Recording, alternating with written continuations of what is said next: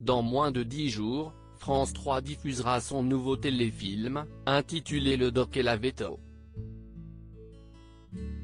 Porté par Dounia Cohézin et Michel Sim, ce dernier raconte l'histoire d'une jeune femme venant de Paris qui, en échange d'une bourse, est contrainte d'exercer pendant 3 ans dans un désert médical. Si son arrivée est très attendue par les habitants de Valéran-de-les-Chantelles, rien ne sera prêt à son arrivée et cette dernière sera contrainte de partager son espace de travail avec le vétérinaire du village. Si les personnes des deux stars ne s'entendront pas, ils devront finalement s'unir afin d'aider un agriculteur dont les brebis meurent d'un mal mystérieux. Dans un entretien accordé à Téléstar, Dounia Cohézin a accepté de revenir sur le tournage du téléfilm et s'est laissé aller à quelques confidences sur son partenaire de jeu.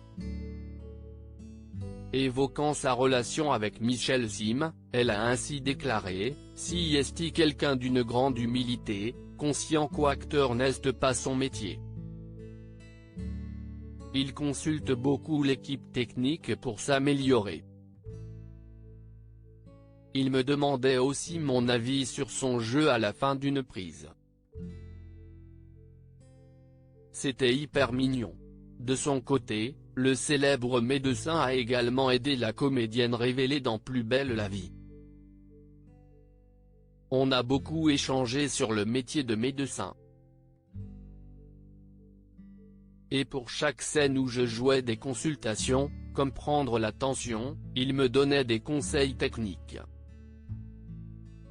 Il était toujours présent, même les jours où il ne tournait pas, a-t-elle révélé. Il se débrouille très bien. En octobre dernier, CIST déjà lors d'une interview à Téléstar que Dounia Cohézin s'était confiée sur son nouveau projet.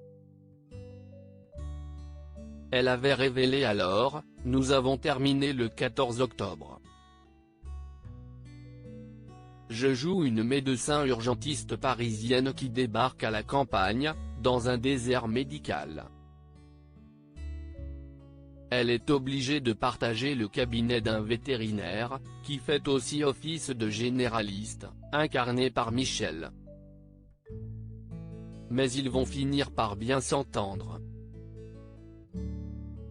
À l'époque, elle avait confié à propos de son partenaire, « Il se débrouille très bien. On sent qu'il a l'habitude des caméras. Et il a envie d'apprendre. »